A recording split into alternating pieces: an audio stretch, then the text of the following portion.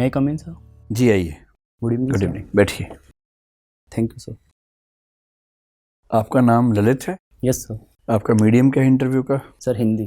तो ललित, हम सब लोग वैक्सीनेटेड भी हैं और हम आपसे करीब 12 फीट की दूरी पर बैठे हैं। अगर आप चाहें और सुरक्षित समझें तो मास्क हटा सकते हैं। Thank you sir. ललित, अपने बारे में कुछ बताइए, इस तरह से बताइए कि हमें आपका डैफ विस्तार में ना पढ़ना पड़े। सर मेरा नाम ललित है। सर मेरी स्कूलिंग जयपुर में हुई है।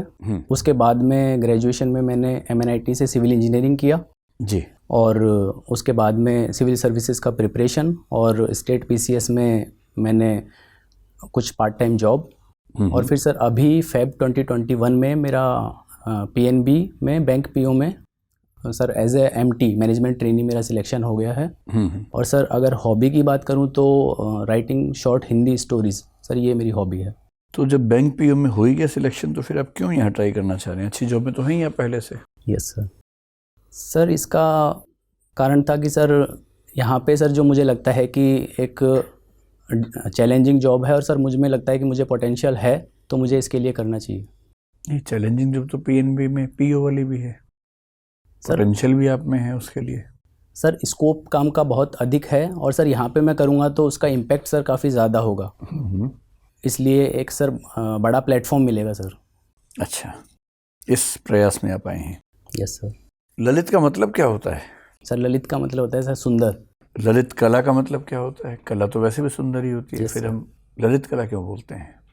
सर कोई भी सर कला जो कि जिसमें सौंदर्य छुपा हुआ होता है सर, जैसे चित्रकला हो सकती है या फिर संगीत हो सकता है, तो सर इस प्रकार की कोई भी कला तो उनको हम ललित कला की श्रेणी में रख देते हैं। नहीं, वो तो कला तो अपने आप में सुंदर चीज ही होती है। Yes sir. तो फिर ललित कला कहने से तो टॉटोलॉजी है, मतलब डबल, एक ही बात को दो बार कहने वाली बात है फिर तो।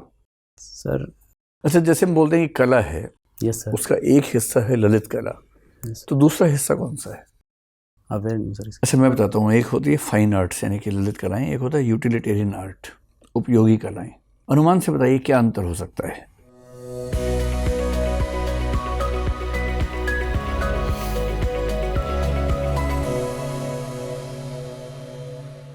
सर ललित कलाओं में जहाँ तक सर मैं सोच पा रहा हूँ, ललित कला तो जो अपने आप में उत्कृष्ट है, अपने आप में सर अभिव्यक्ति कोई भी व्यक्ति कर रहा है तो वो ललित कलाओं में आ गई। और सर उपयोगितावादी जो हैं उसमें सर एक उसका कुछ पर्पज़ के कारण सर उसमें कुछ पर्पज़ छुपा हुआ होता है, तो उसको फुलफ़िल करने के लिए। एग्जाम्पल देके बताइए। एक तो सर जैसे अगर उपयोगितावादी का एग्जांपल दें तो पैसा एक पर्पज़ हो सकता है कि उसको ध्यान में रखते हुए सिर्फ कला के उद्देश्य से नहीं बल्कि पैसे को भी ध्यान में रखते हुए की गई। तो सर रियल एग्जाम्पल दीजिए, रियल लाइफ के, कि जैसे ये एक कला है पर ये एक उपयोगी कला है, जबकि ये वाली कला एक ललित कला है। सर जैसे ललित कलाओं में तो जो भी प्राचीन स्थापत्य है तो सर वो ललित कलाओं की श्रेणी में आ जाएगा। ठीक है। जैसे सर अगर वर्तमान में देखें तो कई पेंटिंग्स सर ऐसी हैं जिनका जो सर इस श्रेणी में डाल सकते हैं। आप तो सिविल इंजीनियर भी हैं। Yes sir. जैसे लोटस टेम्पल का डिज़ाइन है, वो कौन सी कला है? सर उसको सर ऐसा बिल्कुल एकदम क्लियर कट डिमार्केशन करना तो सर थोड़ा मुश्किल होगा। हाँ, तो किस साइड में ज़्यादा है ये बता दीजिए।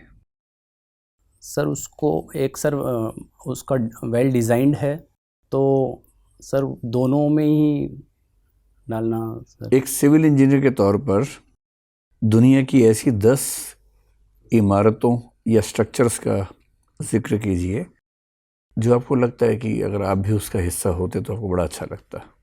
सर अगर 10 उत्कृष्ट इमारतें का नाम मैं लूँ तो सर उसमें सर सबसे पहले जयपुर में जो जंतर मंतर है तो सर उसमें क्योंकि थोड़ा साइंटिफिक कुछ आप केवल नाम छुपा बता हुआ है। दीजिए, केवल नाम बताइए। फिर सर सेकंड अगर मैं बताऊं तो आमेर का किला जयपुर में ही वो है। फिर सर ताजमहल, उसके अलावा सर लाल किला, और सर नई इमारतों की बात करें तो बुर्ज खलीफा। सर इसके अलावा सर चार मीनार का मैं नाम लूँगा। और सर जो इजिप्ट के पिरामिड्स हैं उससे मैं अपने आप को जोड़ना चाहूँगा। सर इसके अलावा सर जो दक्षिण भारत में जो सर टेम्पल्स हैं सर, काफ़ी बृहदेश्वर और इस टाइप के सर इनसे मैं अपने आप को जोड़ा। ठीक है, ये बताएं कि जो सीमेंट वगैरह से घर बनाने का या बिल्डिंग बनाने का कंसेप्ट है जो हम लोग यूज़ करते हैं, यूरोप में कई देशों ने इसके विकल्प अच्छे खासे तलाश कर लिए और अब सीमेंट वाला घर बहुत पुरानी बात हो गई है। आजकल लोग बिना सीमेंट के घर बना लेते हैं। Yes sir. क्या क्या तरीके हो सकते हैं बिना सीमेंट का प्रयोग किए घर बनाना हो, तो उसके क्या ऑप्शंस अवेलेबल हैं हमारे पास? सर बिना सीमेंट का घर बनाना है तो एक तो सर लकड़ी का प्रयोग करते हुए हम बना सकते हैं। ठीक है सर, इसके अलावा अभी स्टील का उपयोग करते हुए उसका एक तरह से फ्रेमवर्क उसका बना लिया जाता है और उसके बाद में लकड़ी और कांच का इस्तेमाल किया जाता है।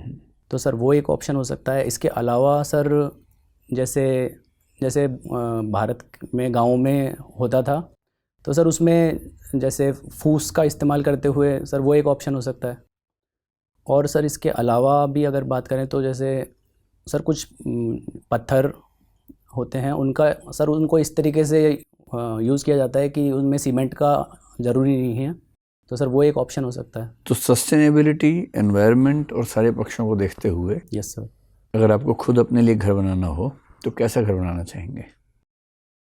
सर वो सर एक तो उसका ना सबसे पहले तो जगह पे भी डिपेंड करेगा कि मैं कहाँ पे सर बना रहा हूँ। जयपुर में सर अगर जयपुर में बनाएंगे तो सर मैं पर्सनली प्रेफर करूँगा कि जो कॉलम स्ट्रक्चर्स और उसके बाद में उसको यूज़ करते हुए तो सर थोड़ा जैसे एक भूकंप को भी वो सहन कर सके। और उसके अलावा सर मैं उसमें कांच वगैरह का इस्तेमाल भी करना चाहूँगा। ठीक, सर पूछिए। ललित जी, यस आप सिविल इंजीनियर हैं, तो इंडियन हिस्ट्री के हिसाब से जो हिस्टोरिकल मॉन्यूमेंट्स हैं उसमें कोई दो ऐसे स्ट्रक्चर बताइए जो डिज़ाइन फेल्योर की वजह से पूरे नहीं किए जा सके। सर अभी मैं रिकॉल नहीं कर पा रहा। चलिए कोई बात नहीं। आप ये बताइए कि आप सवाई माधोपुर के हैं, यस तो सवाई क्यों लगाया उसके आगे?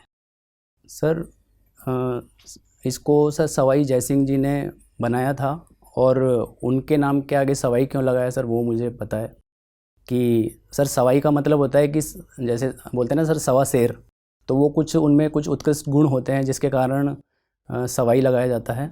और सवाई माधो सिंह ने सवाई माधोपुर बनाया तो इस कारण उनके नाम को इसमें यूज़ किया गया। अच्छा, ये बताइए कि आपने जीएसटी का नाम सुना है?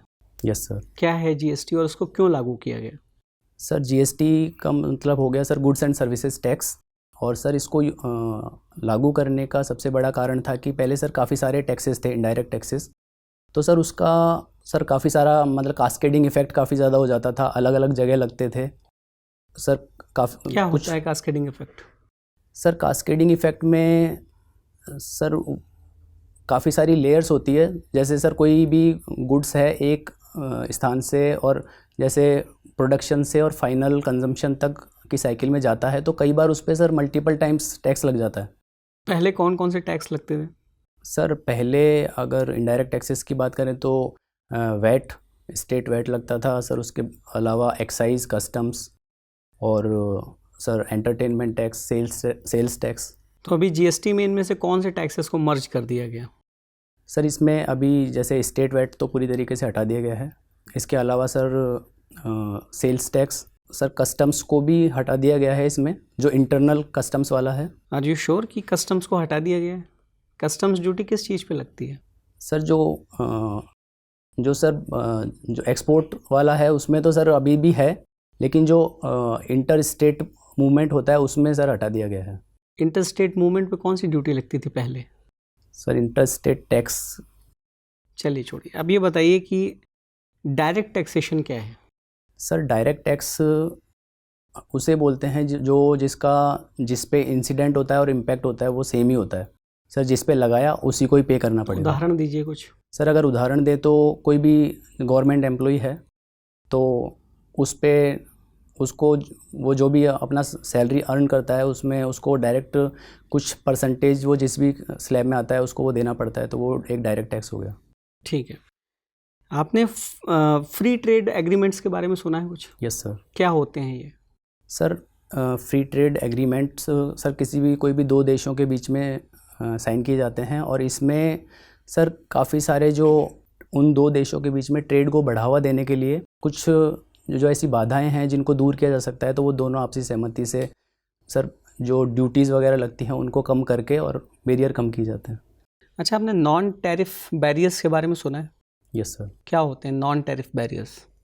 सर नॉन टैरिफ बैरियर्स में सर कुछ टेक्निक या टूल्स का उपयोग करते हुए ट्रेड को बाधित करने का कोशिश की जाती है। सर इसमें अगर बात करें तो जैसे सैनिटरी फाइटो सैनिटरी मेजर्स हो सकते हैं, और सर एक टेक्निकल बैरियर्स टू ट्रेड, ये सर ऑप्शंस का यूज़ किया जाता है। अच्छा, एक भारत के अंदर बहुत पहले से समस्या है गरीबी की समस्या। यस पे काफ़ी काम हो रहा है, बट गरीबी की समस्या दूर नहीं हो रही है।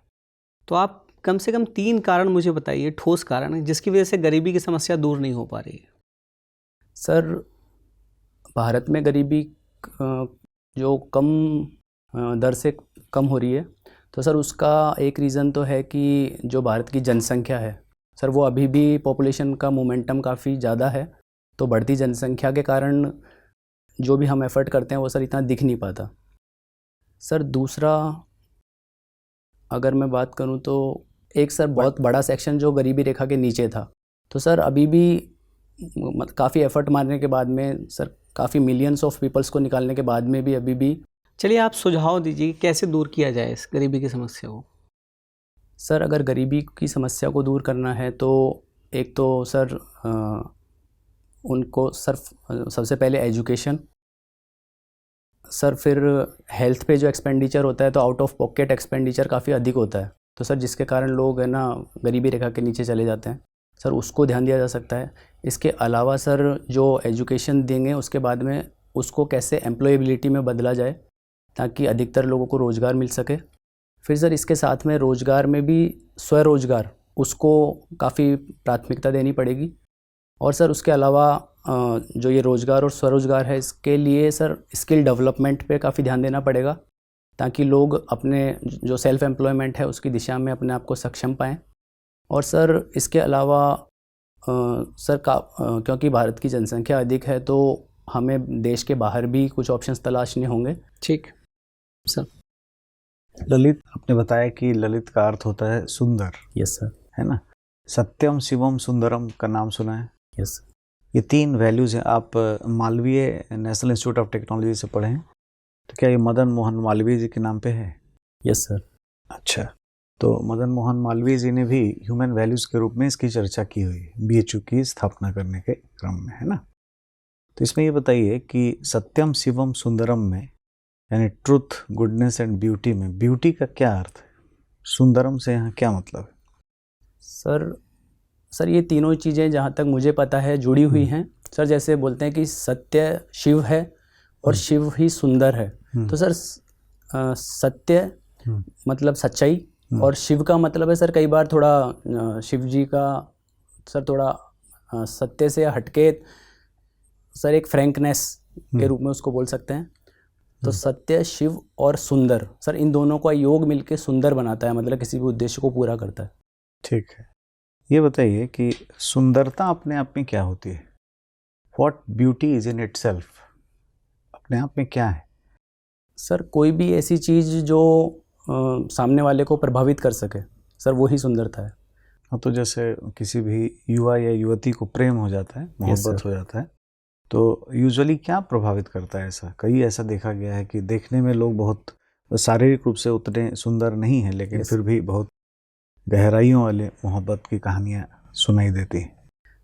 सर उसमें सर जैसे आप पहला है कि जैसे देखने में सुंदर है, तो सर वो एक कारण हो सकता है। उसके अलावा सर जैसे सर किसी व्यक्ति की पर्सनैलिटी में काफ़ी सारी चीज़ें होती है।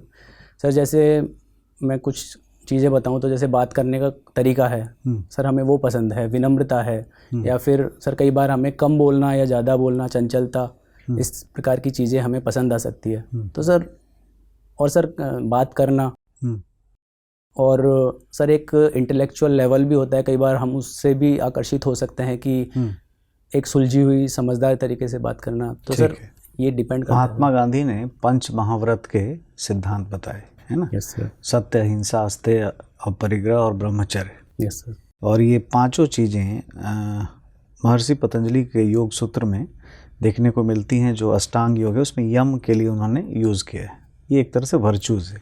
यस। तो लेकिन गांधी जी ने उसका बड़ा प्रैक्टिकल अप्रोच दिखाया और बताया भी कि भाई एक्सपेरिमेंट विथ ट्रूथ के साथ कुछ सत्य पे बने रहने के लिए इंसान को क्या करना चाहिए। यस। प्रैक्टिकल चीज़ बताइए, कैसे हम सत्य पर चलें, क्या क्या चीज़ करनी चाहिए हमें। एक दो बात तो आपने बताई अभी कि कम बोलने से भी थोड़ा सत्य पर बने रहने की, जो गलती से कोई स्लिप ऑफ टंग हो गया तो बहुत कुछ बोलना पड़ता है। कम बोलना तो एक चीज़ तो मैंने नोट कर लिया वहीं से, और बताइए आगे। सर कम बोलना हो सकता है। इसके अलावा सर एक है कि सर जो सर जैसे मन वचन क्रम में सामंजस्य, तो सर जो हमारे मन में है वो हमारा हम बोलते हैं, तो उसमें फिर हमको सर झूठ बोलने की ज़रूरत नहीं है। सर इसके अलावा कुछ हमारी एक यूनिवर्सल वैल्यूज़ हो सकती है जिसको हम विश्वास करते हैं, तो सर उन चीज़ों पे हम टिके रहें चाहे परिणाम कुछ भी हो। सर वो हमारे लिए एक तरह से साध्य हैं वो चीज़ें। सर ये एक हो सकता है। सर इसके अलावा अगर उद्देश्य हमारे सही हैं और सर हमें परिणाम की परवाह नहीं है बल्कि हमें रास्ते की को भी हम महत्व देते हैं, तो सर हम सच पे बने रह सकते हैं। और सर इसी तरीके से सर जैसे अगर उद्देश्य हमारा पाक है, नेक है, तो सर फिर हमें गलती की गुंजाइश नहीं रहेगी। अच्छा, तो आप हिंदी स्टोरीज़ लिखते हैं। यस। मान लीजिए आपको कोई कहानी लिखने को कहा जाए हम सभी पर, और मैं उसमें सबसे नकारात्मक कुछ काम करने वाला किरदार हूँ, तो क्या लिखेंगे मेरे बारे में? कुछ मान लीजिए हमने अथॉरिटेटिव काम कर दिया, कुछ समथिंग रॉन्ग, कुछ सही ह्यूमन एक्शन नहीं किया हमने, क्या लिखेंगे मेरे बारे में? सर उसमें कुछ अपने से कल्पना करके कि मैं क्या गलती कर सकता हूँ, और आप क्या लिखेंगे बता दीजिए। सर अगर आप थोड़ा अपना सर रोल डिफाइन कर पाएँ कि किस, मान लीजिए कि मैं किसी पोजीशन पे हूँ, मैंने ओवर एक्सरसाइज ऑफ अथॉरिटी की। Okay sir. सर उसमें मैं थोड़ा सा बात करना चाहूँगा कि आपका जो पद है उसका क्या काम है, क्या उद्देश्य है और उसका क्या महत्व है, उसका क्या इफ़ेक्ट पड़ सकता है लोगों पे पॉजिटिव। ठीक है। और फिर मैं बताऊँगा कि आपने क्या किया और उसका क्या नकारात्मक असर हुआ। और सर फिर उसके माध्यम से मैं एक तुलना करूँगा कि अगर ये होता तो इसका इतना फ़ायदा हो सकता था और अभी इन्होंने ऐसा किया तो इसका इतना नुकसान हुआ। तो इसके माध्यम से मैं लोगों को थोड़ा बताना चाहूँगा, लोगों को जागरूक करूँगा और अपनी बात लोगों तक पहुँचाऊँगा। चलिए, अमूर्त बातों में समझ आपकी बहुत अच्छी है। आपने सिविल इंजीनियरिंग की है। Yes sir. कंक्रीट, सीमेंट और मोर्टार में क्या अंतर होता है, सर स्पष्टता से बताइए। अब कंक्रीट बातें करनी, बिल्कुल, हाँ, अब एब्स्ट्रैक्ट नहीं। मोर्टार समझते हैं ना, वो गोला बारूद वाला मोर्टार नहीं, गारा जिसको हिंदी में। हाँ सर कंक्रीट की अगर बात करें तो सर वो तो कोई भी सर स्ट्रक्चर होती है, उस स्ट्रक्चर को आकार देने में उसका यूज़ कर सकते हैं। ठीक है। स्ट्रेंथ में भी यूज़ आ जाएगा। ठीक है।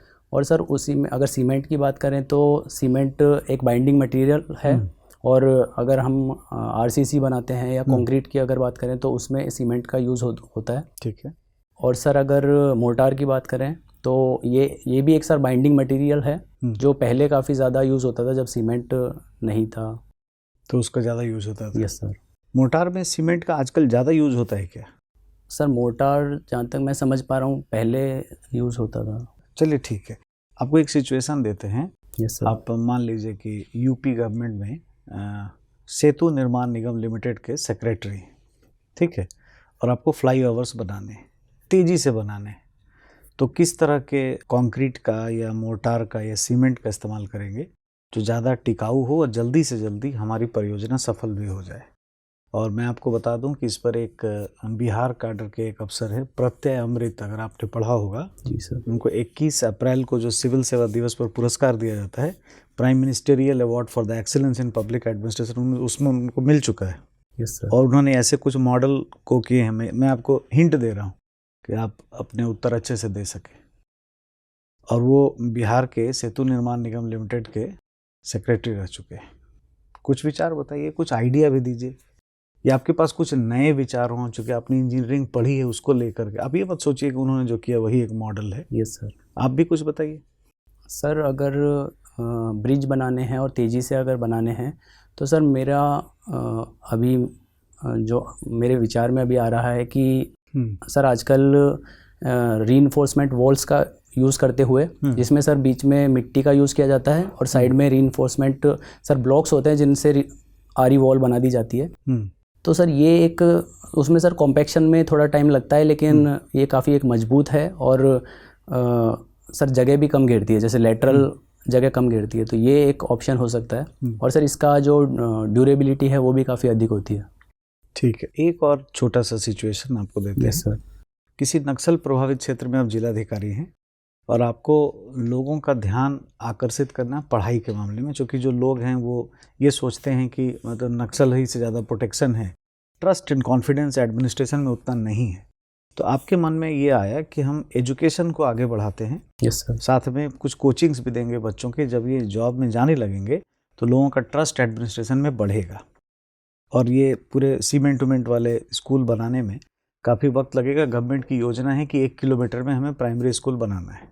तो किस चीज़ से हम बनाएंगे? मतलब पोटा केबिन्स का भी उदाहरण रहा है, कुछ अगर पढ़े होंगे, या बैम्बू ट्री से यूज़ करें, कैसे करेंगे, क्या करें, ऐसा कि बहुत तेज़ी से 1 ही महीने में आपके पूरे ज़िले में हर गांव में स्कूल बन जाए। इसके लिए कुछ ब्लूप्रिंट आप बताइए, कि आप इंजीनियर हैं इसलिए आपसे ये अपेक्षा है। Yes sir. हाँ सर बहुत तेज़ी से अगर कंस्ट्रक्शन करना है तो सर जैसे अगर छत की बात करें तो उसमें हम टिन की शीट्स का यूज़ कर सकते हैं। और सर उसके अलावा अगर कॉलम्स के रूप में स्टील के गर्डर्स का यूज़ कर सकते हैं।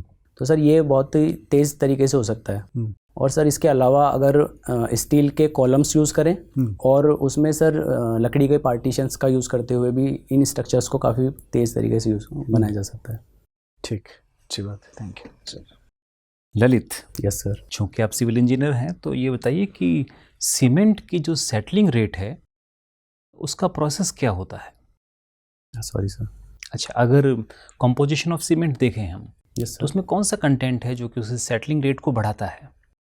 सर उसमें सर मुझे ये एग्जैक्ट नहीं पता, लेकिन कुछ ऐसे एडिटिव मटेरियल्स यूज़ करते हैं जो उसकी सेटलिंग रेट को बढ़ा दे, थोड़ा फास्ट कर देते हैं। एल्यूमिना है वो प्रोडक्ट, है ना? एल्यूमिना। चलिए ये बताइए कि जब हम सीमेंट के लिए बोलते हैं कि हाइड्रेटेड हो गया है, वो हाइड्रेटेड क्या चीज़ है और किस रेफरेंस में हम उसको देखते हैं?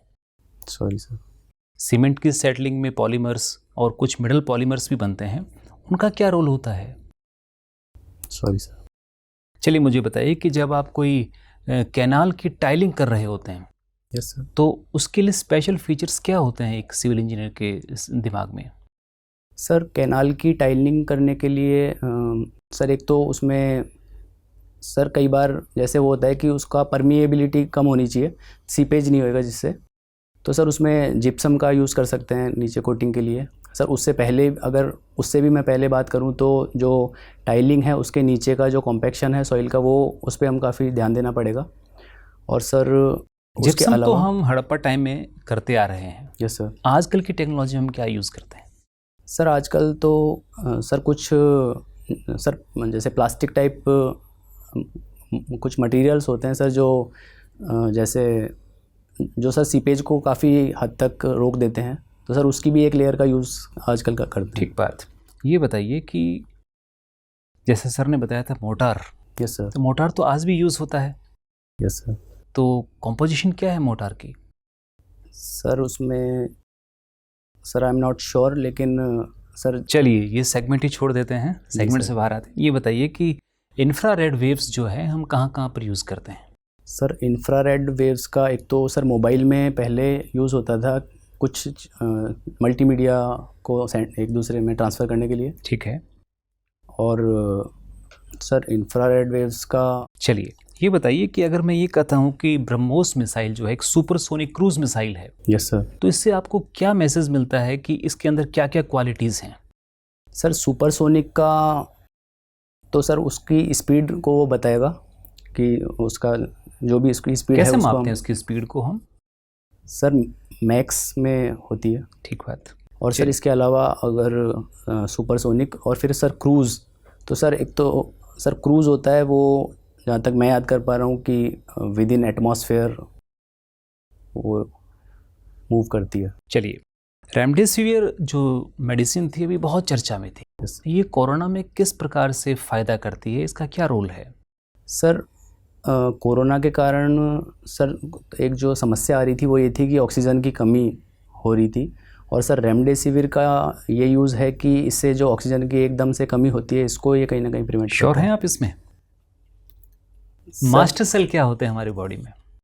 Sir I am not sure, लेकिन जो हमारी सेल्स को रिपेयर करने का काम करते हैं। ओके। छोटी दूरियों के लिए हम जब नेट कनेक्टिविटी करते हैं यस तो सर। कौन कौन सी इक्विपमेंट्स हैं जिनको हम काम में लेते हैं? सर एक तो हम वाईफाई का यूज़ कर सकते हैं ठीक है। सर। इसके अलावा सर इसके वाईफाई की टेक्निक्स सर डिफरेंट हो सकती है। ब्रॉडबैंड हो सकता है, मोबाइल से क्या hotspot वाईफाई ब्रॉडबैंड है?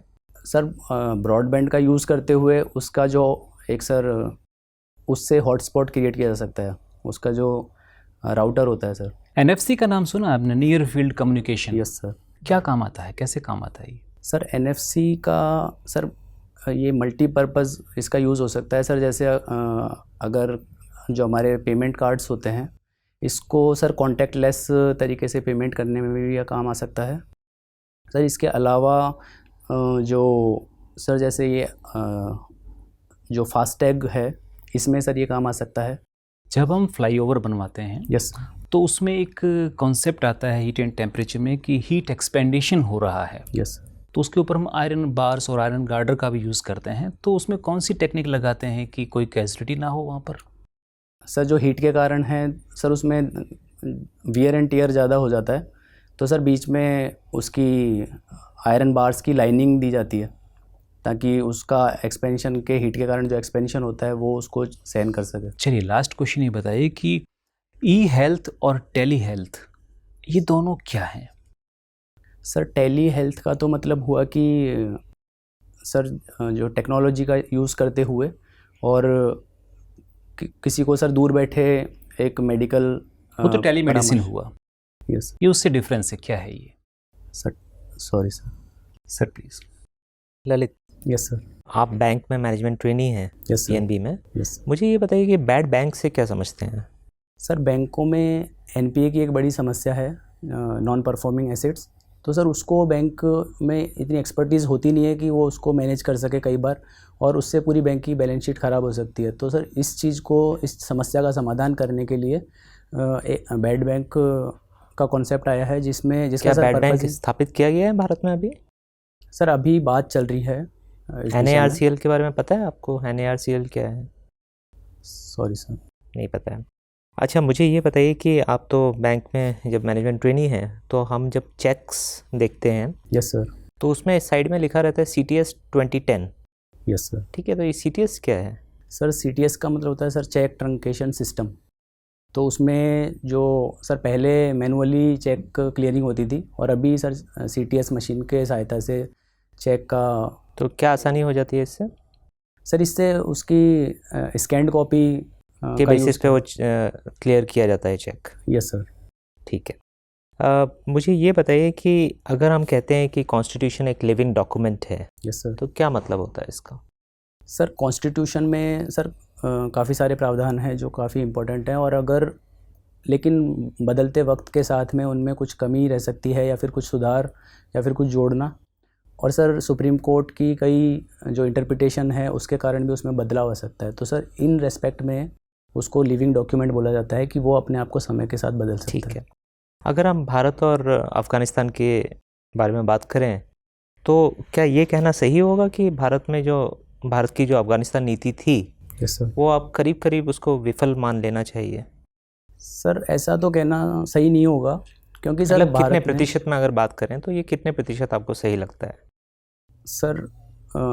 सर मुझे लगता है कि भारत की जो नीति रही अब तक वो सर सफल ही है सर अपने वहाँ स्तर पे। तालिबान वापस सत्ता में आने का पूरे आसार नज़र आ रहे हैं। Yes sir. भारत ने अभी तक तालिबान से ऑफिशियल तौर पे कोई वार्ता नहीं की है। Yes sir. भारत का जो वहाँ करीब करीब $3 बिलियन का इन्वेस्टमेंट है वो काफ़ी खतरे में नज़र होता आ रहा है। तो ये सब देखकर तो ये लगता है कि भारत की नीति जो है वो विफल होने जा रही है। सर उसमें सर अगर मैं कुछ पॉजिटिव्स की बात करूं तो जो $3 बिलियन का इन्वेस्टमेंट है, तो सर उससे एक तो जो अफ़गानिस्तान की जो अभी सर एक लेजिटिमेट सरकार है उसके साथ भारत के संबंध काफ़ी अच्छे हैं अभी तक भी। फिर सर उससे जो एक भारत सरकार का या फिर जनता का पीपल टू पीपल कनेक्ट है, लोगों में विश्वास है सर, वो काफ़ी अधिक मजबूत है। और सर तालिबान की अगर बात करें तो तालिबान के भी साथ सर समय की मांग को देखते हुए बैक चैनल डिप्लोमेसी और एफर्ट्स शुरू कर दिए गए हैं। और सर मिडिल ईस्ट में उनसे अच्छा, अगर बात सेंट्रल हुई। एशिया की बात की जाए तो एक regional quad Yes, sir. Grouping उभरी है अभी, तो इसमें कौन से देश शामिल हैं? Sorry sir.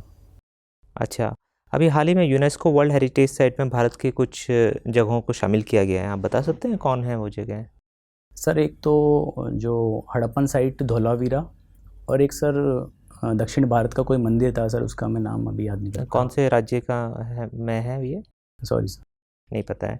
और भारत में कुल कितनी साइट्स हैं यूनेस्को वर्ल्ड हेरिटेज? ठीक है। मेरा आखिरी सवाल आपसे ये है कि कानून को प्रभावी होने के लिए, मतलब इफ़ेक्टिव होने के लिए, यस सर। क्या कानून का भय ज़रूरी है या कानून के प्रति सम्मान ज़रूरी है? इनमें से अगर एक विकल्प आपको चुनना हो आज के परिवेश में। Yes sir.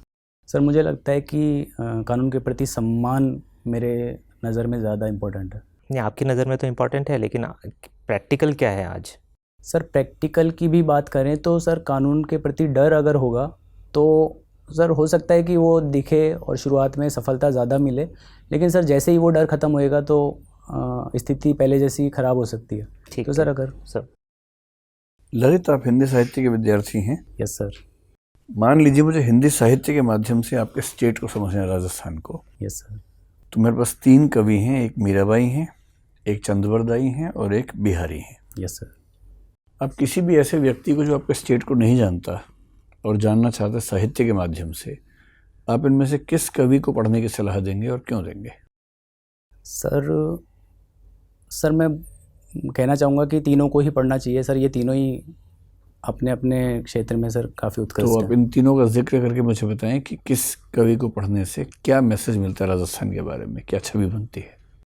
सर जो राजस्थान सर एक वो राजा रजवाड़ों का एक स्थान माना जाता है, तो सर उसमें बिहारी लाल जी का और मध्यकालीन समय में वो थे, तो उसका मैं कुछ बताना चाहूँगा। जैसे उन्होंने सर उस समय के एक आनंद के माहौल में उन्होंने कुछ बात बोली, जैसे कहत नटत रीजत खीजत मिलत खिलत लजियात भरे भवन में करत है नैननु ही सौ बात।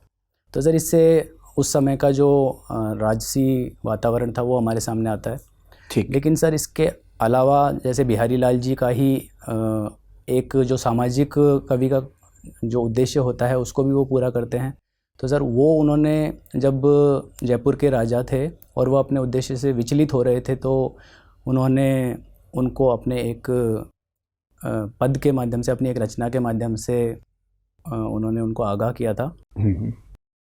सर इसके अलावा अगर मीराबाई की बात करें तो सर भक्ति काल में वो एक प्रमुख नाम है, और भगवान के प्रति भक्ति में वो किस हद तक सर उन्होंने अपने आप को उसमें पाया, तो सर वो एक महत्वपूर्ण है। उसमें जैसे पग घुंघरू बांध मीरा नाची रे, मैं अपने नारायण की हो गई दासी रे, लोग कहे मीरा भई बावरी, न्यात कहे कुल नासी। मीरा को बहुत स्ट्रगल करनी पड़ी क्योंकि महिलाओं की आज़ादी उस समय राजस्थान के लिए बहुत बड़ी कल्पना की बात रही होगी। Yes sir. जैसा राजस्थान मीरा छोड़ गई थी, राजस्थान आज भी वैसा ही है या उसमें कोई चेंज आया है, और आया है तो कितना? सर क्योंकि अंतराल काफ़ी अधिक हो गया है तो सर अंतर तो आया है। लेकिन सर अगर उस समय की परिस्थितियों से बात करें तो सर अभी भी शिक्षा की दर उतनी अधिक नहीं है, तो एक ये है। एक सर जो पितृसत्तात्मकता है वो कहीं ना कहीं देखने को मिल जाती है। तो सर ये तो उस समय के साथ चलती हैं, लेकिन सर अभी फिर ये भी देखने को मिला है कि महिलाओं जैसे बेटियों को पढ़ाना, इसका सर रुझान बढ़ रहा है, उनको आत्मनिर्भर बनाना। ठीक है, आप सवाई माधोपुर से हैं, यानी कि रणथंभौर के इलाके से हैं। Yes sir. इमेजिन कीजिए कि आप एक जीप में रणथंभौर के अंदर गए हुए हैं घूमने के लिए। Yes sir. खुद ही ड्राइव कर रहे हैं, अकेले हैं, और शाम के 7-8 बज गए हैं। आपको अब तक बाहर आ जाना चाहिए था, पर संयोग से आप थोड़ा लेट हो गए हैं और अचानक आपकी जीप खराब हो गई। मोबाइल फ़ोन पहले ही आपका ऑफ हो चुका है, डिस्चार्ज हो चुका है। ठीक है, जीप ओपन है जैसे कि वहाँ होती है, बंद जीप नहीं है, और थोड़ी देर में आपको सड़क के दूसरे टाइगर अपनी तरफ आता वो दिख रहा है, पैदल, मतलब आराम से, जैसे टाइगर चलते हैं वहाँ पर। हो सकता है कि आप सुबह ही यहाँ से फ्री हो पाएंगे, क्योंकि रोशनी आएगी, फिर शायद कोई आएगा, देखेगा, आपको हेल्प करेगा। पूरी रात गुजारनी है इस संभावना के साथ कि वहाँ टाइगर्स को पता लग ही जाएगा कि आप फंसे हुए हैं। वो भी कुछ योजना बनाएंगे आपके लिए, कैसे मैनेज करेंगे, क्या स्टेप्स लेंगे इस सिचुएशन से बाहर निकलने के लिए। और ये प्रश्न मैं विशेष रूप से, क्योंकि आप सवाई माधोपुर से हैं, इसलिए पूछ रहा हूँ। तो मैं उम्मीद कर रहा हूँ कि आप वहाँ के लोगों की जो अंडरस्टैंडिंग का लेवल है इन मुद्दों पर, उसका परिचय देंगे। सर जैसे मैं खुली जीप में हूँ, तो सर एक ये जो भी टाइगर हैं इनका सर एक मनोभाव ये देखा गया है कि सर अभी ये इंसानों से और उनके आवागमन से इस तरीके से परिचित हो चुके हैं कि वो अधिकतर वाहनों पे सर हमला करते नहीं हैं। तो सर पहला तो मेरी कोशिश रहेगी, अगर टाइगर आसपास है तो मैं उसमें रहूं और चुपचाप उसको अपनी परिस्थिति का आभास ना कराऊं जानबूझ के। सर एक है कि जैसे ही फिर मुझे मौका मिलेगा तो मैं कुछ आसपास सुरक्षित स्थान में जाने की कोशिश करूंगा, और अगर मैं आग जला पाया वहाँ पर तो सर मैं उसका इस्तेमाल करूंगा, क्योंकि आग के पास जानवर आने से सर थोड़ा बचते हैं सर, इस तरीके के। और आपको भरोसा है कि रात निकल जाएगी इससे? सर रात सर उम्मीद तो मैं पूरी करूंगा, लेकिन अगर कुछ ऐसा होता है तो सर एकदम से इमीडिएट कुछ कदम भी लेने पड़ सकते। चलिए, आखिरी सवाल ये कि जो किताब आप पढ़ते हैं, यस सर, पढ़ने के अलावा उससे क्या 5 उपयोग हो सकते हैं? सर पढ़ने के अलावा मैंने पढ़ लिया तो सर मैं किसी को गिफ्ट कर सकता हूँ। नहीं, मतलब पढ़ना नहीं है ना आपको, ना किसी और को। Okay sir. उसके अतिरिक्त क्या उपयोग 5 हो सकते हैं? सर पढ़ने के अलावा सर जैसे उसमें कुछ जैसे सर चित्रकला है तो वो मुझे सीखने में मदद कर सकती है, उसको मैं देख के सीख सकता हूँ। पढ़ना, सीखना, कुछ लर्न करना, उसको छोड़ दीजिए एकदम। Okay sir. Sir non academic uses की बात मैं कर रहा हूँ। सर इसके अलावा तो सर एक किताब का यूज़ हो सकता है सर, अगर थोड़ा वैसे देखें तो सामान्य लोग जैसे करते हैं सर, कई बिना काम की किताबों को सर रद्दी में दे देते हैं। ठीक है, एक यूज़ हो गया कि रद्दी में बेच के कुछ पैसे कमाए जा सकते हैं। ठीक है सर। ठीक है, और बताइए। सर इसके अलावा जैसे सर बचपन में प्लेन बना के उड़ा देते हैं सर। ठीक है, अब किताब के कागज़ फाड़ के उसका हवाई जहाज बना सकते हैं। Yes sir. और सर इसके अलावा कई बार जैसे सर हमको खाना कहीं ले जाना है तो वो पैक करने में काम आ सकता है। ठीक है, कागज़ फाड़ के उसमें सामान यानी खाने पैक कर लेंगे। Yes sir. 3 और सर इसके अलावा अगर किताब का बिना पढ़ने में यूज़ करना है तो सर कुछ जैसे कुछ मैसेज लिख के देना है तो उसमें तो काम आ ही सकती है सर। ठीक है, लिख के दे देंगे सर। और सर बिना पढ़ाई के सर बुक, सर जैसे कुछ भी मैं ऐसे सर जैसे कुछ मेरे विचार हैं, मैं खुद लिखता हूँ तो सर उसको एकदम से मुझे याद आया, पुरानी किताब मेरे पास है, कुछ है नहीं मेरा, तो मैं उसको अपना विचार नोट करने के लिए यूज़ कर सकता हूँ। घुमा फिरा के उसमें लिखाई पढ़ाई करेंगे ही करेंगे। ठीक है ललित, आपसे बात करके बड़ा अच्छा लगा। अब आप जा सकते हैं। Thank you sir. Thank you.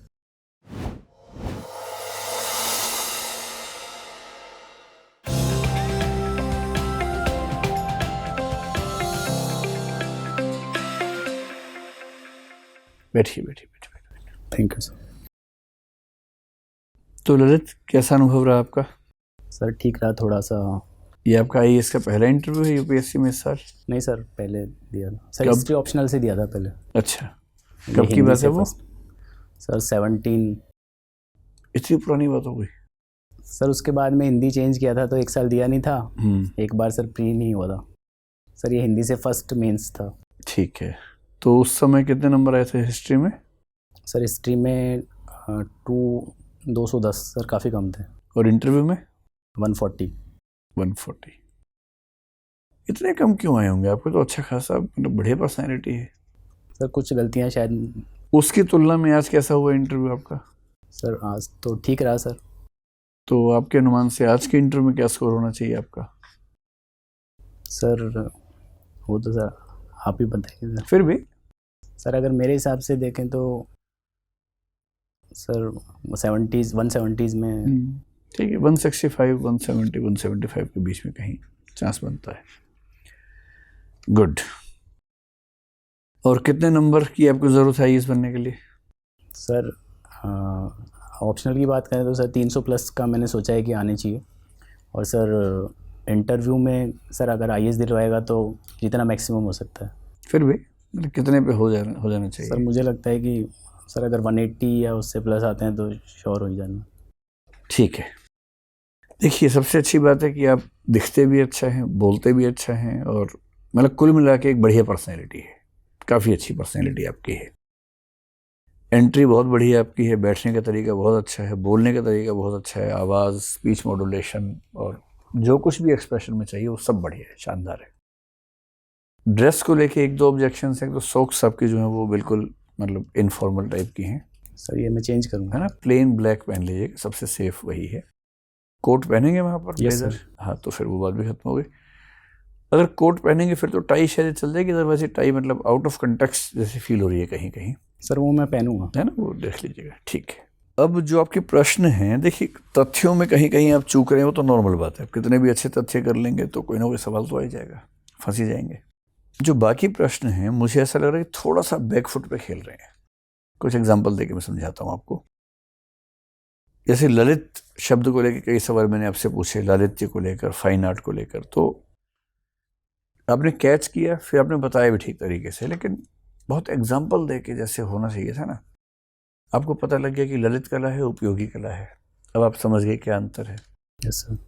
उसके बाद भी एग्जाम्पल देके आपने तब तक नहीं बताया जब तक मैंने आपसे पूछा नहीं बार बार। यस मतलब मेंबर्स अगर संकेत करें तो संकेत को ना वो DTH की तरह कैच करना है उसको, वो लंबे एंटीना की तरह कैच नहीं करना है, तुरंत कैच करो उसको। Okay sir. आप कह सकते हो कि सर लकड़ी से मेज बनाएंगे तो उपयोगी कला है, लेकिन लकड़ी से कुछ ऐसा डिज़ाइन जो अपने आप में बिकेगा नहीं बाजार में, शायद जो शायद हमारी सामान्य ज़रूरतें पूरी नहीं करेगा लेकिन सुंदर होगा, वो ललित कला है। ऐसा कोई भी एग्जाम्पल है ना। पेंटिंग है, नॉर्मल पेंटिंग है तो ललित कला है। अगर किसी का पोर्ट्रेट किसी के कहने पे बनाया है पैसे लेके तो फिर वो उपयोगी कला हो जाएगी। यस।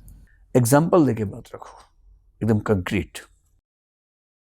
सिविल इंजीनियरिंग में मैंने बिल्डिंग्स के बारे में पूछा, आपने ठीक बताया, लेकिन जब मैंने कहा दुनिया की कौन सी 10 बिल्डिंग्स, आपने पहली 3-4 बिल्डिंग राजस्थान की, जयपुर की ही बताई। फिर बड़ी मुश्किल से आप पहुंचे दुबई तक एक बार, फिर वापस भारत में आ गए। तो जब क्वेश्चन की रेंज है दुनिया, और दुनिया का सारा अतीत भी है, अंत में 6-7वें पे जाके फिर आपको पिरामिड याद आए तो आपने एक जिक्र उसका किया।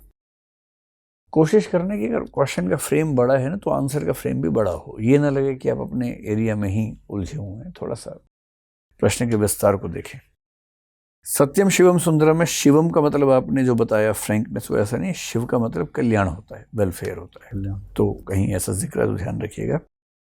सिचुएशंस वाले जवाब मेरे ख्याल से इनके ठीक थे, जो आपने पूछे थे सिचुएशन, है ना। साइंस टेक में मुझे लगा थोड़े से तथ्य कम है, बैंकिंग वाला आपका ठीक था, कॉन्स्टिट्यूशन भी ठीक ही था जो अभिषेक सर ने पूछा, लिटरेचर पे भी ठीक है आपकी अंडरस्टैंडिंग मीराबाई, और आपने ये बिहारी लाल को पढ़ा हुआ ठीक से। जो सिचुएशन थी जीप वाली, अच्छा जवाब था, एक्सीलेंट तो नहीं था, अच्छा जवाब था। थोड़ा और अगर बोलते ना उस बात को कि सर मैं फंसी गया हूँ, तो मैं उस इलाके में रहता हूँ तो हमें अंदाज़ा है कि जो टाइगर्स हैं वो जीप पे हमला नहीं करते हैं, तो मैं जीप में रहूँगा, हिलने से बचूंगा। सुबह तक हो सकता है रिस्क ज़्यादा हो जाए तो मैं कुछ तो करना ही पड़ेगा, मैं केवल वेट नहीं कर सकता हूँ। तो जीप खराब हो गई है, शायद बैटरी ठीक हो, शायद लाइट जल जाए, तो लाइट जलना अपने आप में एक वही हो गया रोशनी या आग जैसा मामला हो गया। वो सब भी नहीं हुआ तो हो सकता है कोई आदमी आता जाता वो दिख जाए बीच में, मैं उससे हेल्प मांग लूँगा, वो भी नहीं दिखता अगर, तो कम से कम कुछ ऐसी बातें, जैसे मैं ऐसी आवाज़ निकालने की कोशिश कर सकता हूँ जिससे एनिमल्स को ये लगे कि यहाँ पर कई लोग हैं। ऐसी कई चीज़ें होती हैं जंगलों के अंदर, मतलब जंगल के अंदर जो लोग रहते हैं उस इलाके में, उनके पास आवाज़ निकालने से लेकर कई संकेत ऐसे होते हैं जिससे वो मैसेज कन्वे करते हैं एनिमल्स को। या आप आसपास जो पक्षी हैं, उन पक्षी की बॉडी लैंग्वेज से, आवाज़ से अंदाज़ा लगा सकते हैं टाइगर आपके आसपास है या नहीं है, कितना दूर है, रिस्क का लेवल क्या है। कुछ ऐसी बातों की उम्मीद मैं आपसे कर रहा था, क्योंकि वहाँ के लोग, मैं रणथंभौर जब गया तो वहाँ जो गाइड थे हमारे और जो वहाँ के कुछ लोग रहने वाले थे, उनकी टिप्स पे वो सारी बातें, मतलब टाइगर्स का बिहेवियर वो इतना अच्छा समझते हैं। और ये हर जगह होता है, जहाँ भी ह्यूमन एनिमल इंटरेक्शन ज़्यादा होगा वहाँ तो अपेक्षा ज़्यादा होगी ना आपसे। थोड़ा सा एस्पेक्ट को देख लीजिए टाइगर्स वाले को। और जो इमेजिनेटिव क्वेश्चन लास्ट में था बुक वाला, अच्छा बताया आपने। ऐसे प्रश्नों में और वाइल्ड हो गए, थोड़ा सा मौलिक हो सकते हैं बिना शर्माए। Okay sir. जैसे कुछ नहीं तो तकिया बना लीजिए किताब का, क्या दिक्कत है। यस। बच्चे किताबों का घर नहीं बनाते हैं, हाँ। घर बना लीजिए। और कुछ नहीं, सर्दी लगे तो आग लगा दीजिए, ऐसा क्या है, हाथ सेंक लेंगे। बहुत सर्दी है, जान निकल जाएगी, तो यही करेंगे, किताब ईंधन बन जाएगी। 1000 चीजें हैं। झगड़ा हुआ तो झगड़ा नहीं हुआ स्कूल में कभी हुआ किताबों से? तो सर बुक से हमारे से बचाव कर सकते हैं। बचाव भी कर सकते हैं, हमला भी कर सकते हैं। ऐसे हजारों उपयोग है। लेकिन कुल मिला के आप बहुत ही स्मार्ट और सूदिंग पर्सनैलिटी जो होती है ना, कि बात करके शांति का एहसास होता है। यस। तो ठीक है, चिंता की बात नहीं है। 180-190 आपकी रेंज आराम से है। थोड़ा फैक्ट्स को एक बार ब्रशअप कर लीजिए। जितने फैक्ट्स आपको चाहिए मेरे ख्याल से 3 से 4 दिन में हो सकते हैं। अब ज़्यादा मॉक इंटरव्यू की ज़रूरत नहीं है। अब बस अपनी तैयारी कीजिए, और जो 200-250 क्वेश्चंस तैर रहे हैं हवा में इस समय यूपीएससी में जो पूछे जा रहे हैं, आपको पता लग जाएंगे, उनको देखते रहिए। यस। और निश्चिंत होकर जाइए। मेरा ख्याल है कि इस बार आप मतलब सर हिंदी कॉन्फिडेंस तो दे रही है सर। हिंदी साहित्य में उम्मीद तो मैं करता ही हूँ कि 300 भी नहीं आएंगे तो फिर क्या मजा आएगा। 300 प्लस तो आ ही जाएंगे, और 300 प्लस अगर आ गए तो फिर मतलब यात्रा सुखद है आपकी। फिर आईएएस मिल जाएगा इसी बार। Yes sir. ठीक है, ऑल द बेस्ट, शुभकामनाएं। Thank you sir.